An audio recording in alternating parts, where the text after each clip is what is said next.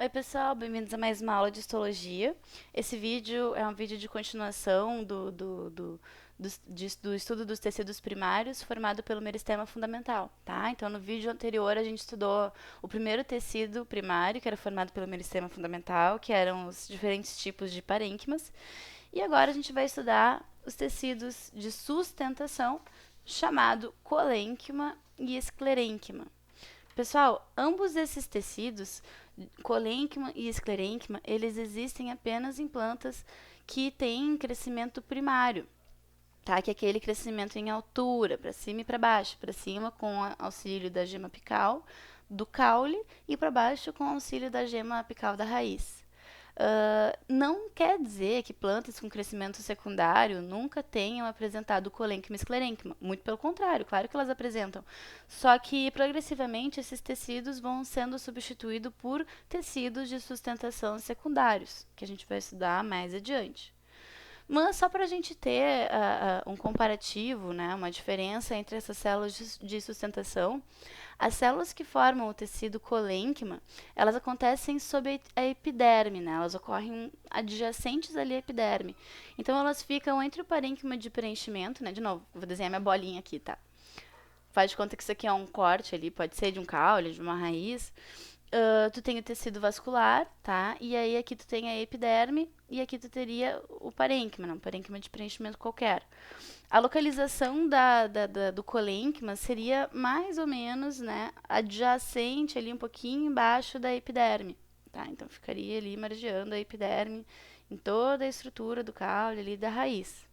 O colênquima, pessoal, é formado por células vivas.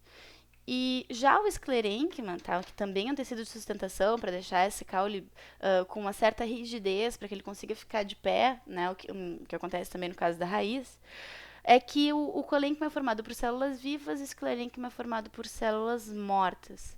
Tá? O esclerênquima, pessoal, ele fica ali mais entremeado, próximo aos parênquimas, né? Então ele ficaria um pouquinho mais interno, tanto no caule quanto na raiz. Bom, por que o colênquima é formado por células vivas e o esclerênquima é formado por células mortas? Essas células do esclerênquima, tá? Vocês sabem, célula vegetal ela tem membrana plasmática, né? Faz de conta que isso aqui é uma membrana plasmática, mas ao redor da membrana plasmática ela tem uma estrutura que a gente chama de parede celular. Quem não lembra disso, dá uma revisada lá nos nossos vídeos de citologia. A parede celular ela é uma estrutura que ela é bastante forte, né? E na maioria dos casos ela é formada exclusivamente por celulose, né? Primordialmente por celulose. Mas no caso das células do esclerênquima, por exemplo, além de celulose, ela tem impregnação por lignina. Lignina, pessoal, é um carboidrato que, dependendo da quantidade que ele se apresenta, ele deixa essa parede celular muito espessa, né? E extremamente impermeável. Isso significa que nada passa pela parede celular, né? Então, se, por exemplo, a célula está viva aqui dentro, ela precisa de água, ela precisa de sais minerais, ela precisa de carboidratos, né? Só que ela não vai conseguir ter acesso a essas coisas porque a parede celular não permite. Ela vai ser muito espessa, muito espessada, muito engrossada com essa substância que a gente chama de lignina, tá?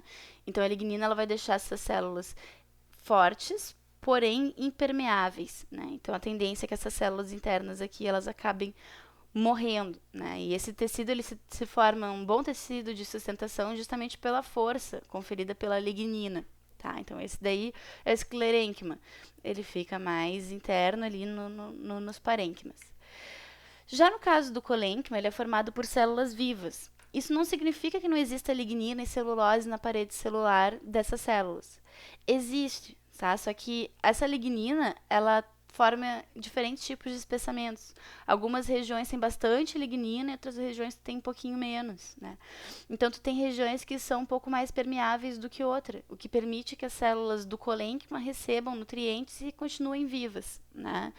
Então, por isso que as células do colênquima são vivas e as células do esclerênquima são mortas, tá? Não te esquece, o colênquima fica ali pertinho da epiderme. Certo, povo? Um beijãozão para vocês e até o próximo vídeo.